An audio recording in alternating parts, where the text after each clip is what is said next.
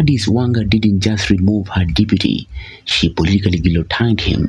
4 days after Professor Joseph Oyugi Magwanga openly campaigned against the ODM candidate in Kasipul constituency, his office was locked, his cabinet powers revoked, and his closest ally fired.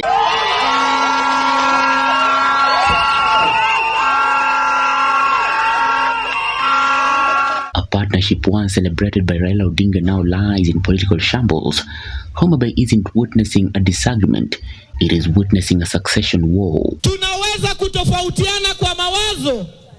Huyu aseme nataka hivi, mwingine aseme nataka hivi. Lakini mimi ile ambayo imenifurahisha, kila kiongozi ndani ya chama wamesema watakuwa wa mwisho kuachia chama ya baba ianguke chini. Kwa hivyo wote wanataka chama ikae pamoja. On Monday, December 1st, 2025, Governor Gladys Wanga executed a cabinet reshuffle that instantly recalibrated political power in Homa Bay County. Magwanga, already her deputy governor, had been holding the influential county executive committee position for agriculture and livestock until today. That privilege has now evaporated. In the same memo, Wanga asked Dr. Peter Ogola, another Magwanga confidant, from the land's docket. Their replacements, Danish Onyango and Joseph Mitito, weren't just appointed, they were installed. This wasn't administrative housekeeping, it was a political warning shot.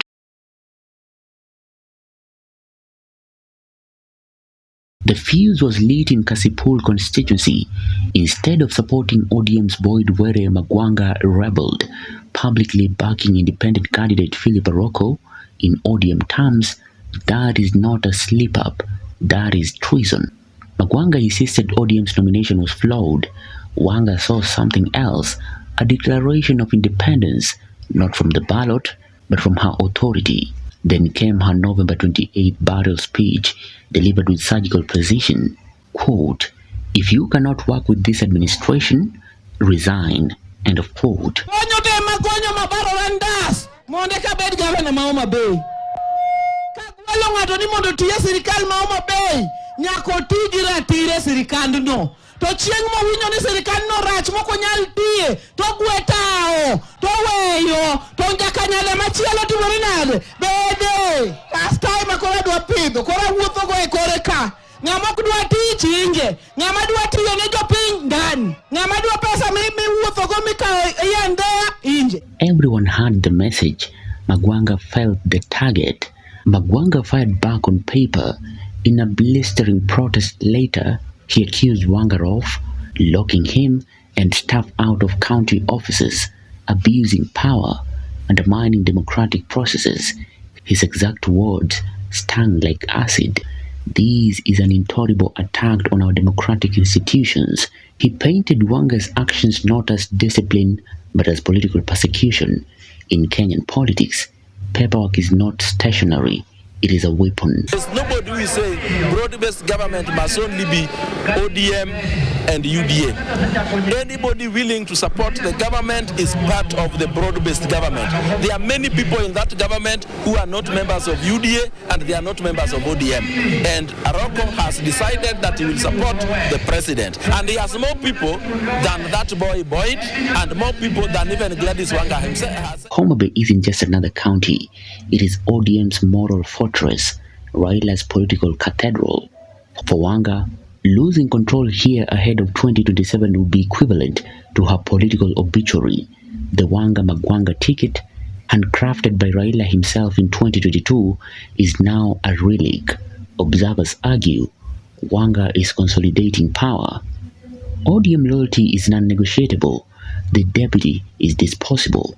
Magwanga's gambit, supporting an independent, wasn't just rebellion, it was a succession signal, and Wanga responded not like a governor, but like a general. If it's a question of punishing him, it's incumbent upon ODM to punish him for going against the party line. But given the fact that they are not working in harmony with Governor Gladys Wanga, if at all Deputy Governor Magwanga absconds duty, fails to deliver, and violates the law via the Constitution and the County Government Act, then the County Assembly will move swiftly to impeach him because already the political ground and temperature are working against. If politics were chess, Wanga just sacrificed a knight to protect her queen. 3 emerging truths. 1. ODM is reasserting discipline. 2. Wanga is shaping a post-Raila power identity. 3. Magwanga now becomes a symbol of dissent, possibly a rallying point for anti-establishment forces in Nyanza. ODM party should know that the people have their self-decision making, and they have actually acknowledged the fact that party politics is coming to an end.